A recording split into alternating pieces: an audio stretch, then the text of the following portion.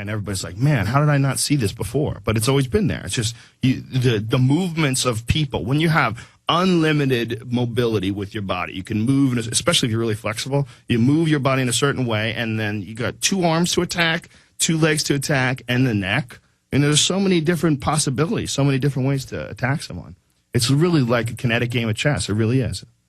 Wow. That is, and a lot of people... A lot of people aren't looking for a fight, so they never train in any type of martial art. But it's stupid. But everybody should get their girls, their boys. Yes. Everybody should be trained to defend yourself. Yes, it's always important to be the one who makes the decision whether or not you get hurt. You know, if some guy can just throttle you and you don't know how to defend yourself, you're in a terrible situation.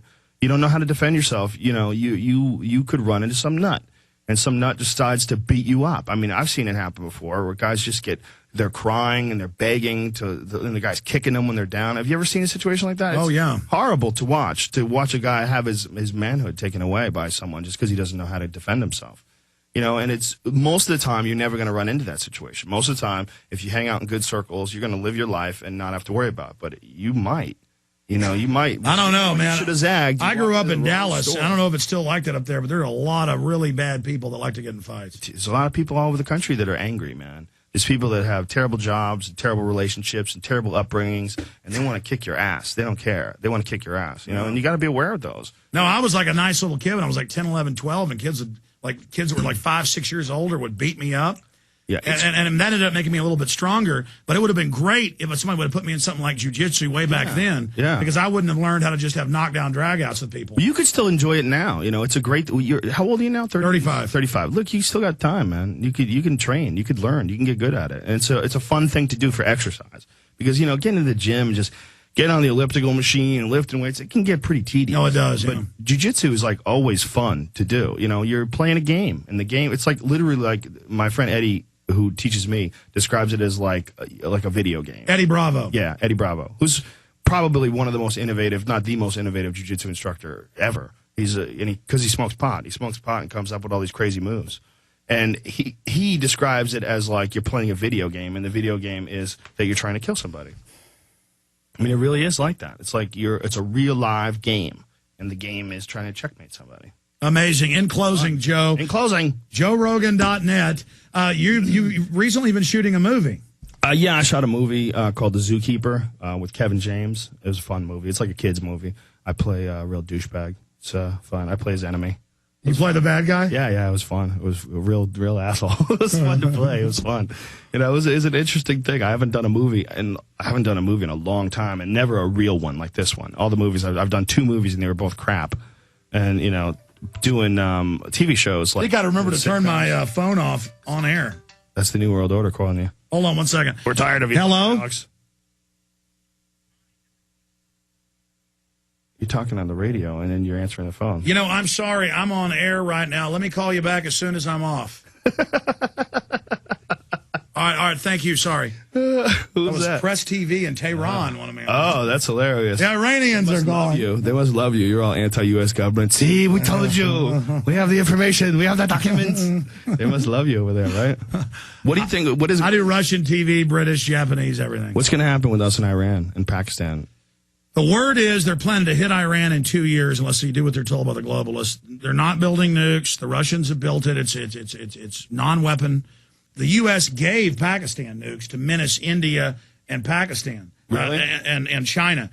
So it's all a global geopolitical chess game that it's the school of Zbigniew Brzezinski. He's kind of the Eddie Bravo of geopolitics.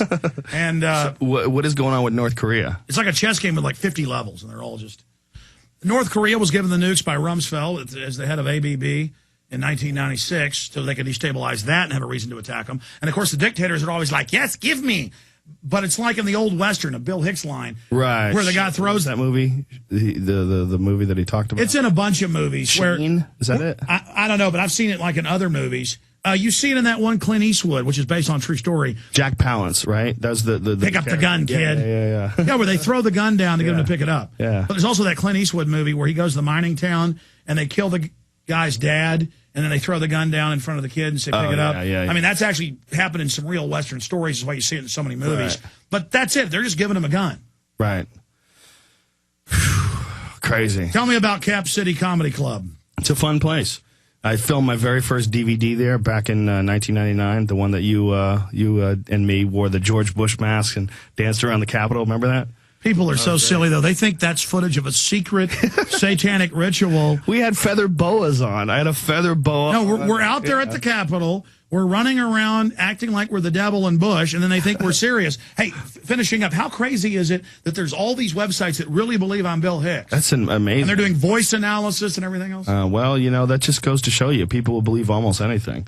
There's a lot of dopes out there. That's why, they don't want people organized. Like we were talking about Waco earlier. The reason why they don't want that is not just that they don't want people to be able to protect themselves from the government. There's probably a little bit of that. But there's also, they don't want warlords. They don't want people to do like what's going on in Afghanistan, to be able to start their own cults and arm everybody and control these groups of people, because it's not hard to control people. We have a defect in our operating system, and you can exploit that defect with confidence and with a clear, a clear doctrine of what's supposed to go down and what's supposed to happen. And you could say that you're getting this information from aliens or higher power, or what Joseph Smith said, you got it from golden tablets that had the lost work of Jesus on it. It's not hard to do. And you could start your own group. Well, that's because we're very similar to dogs. That's why dogs live with us, is they follow the alpha. Yeah, exactly. And they follow confidence and leadership.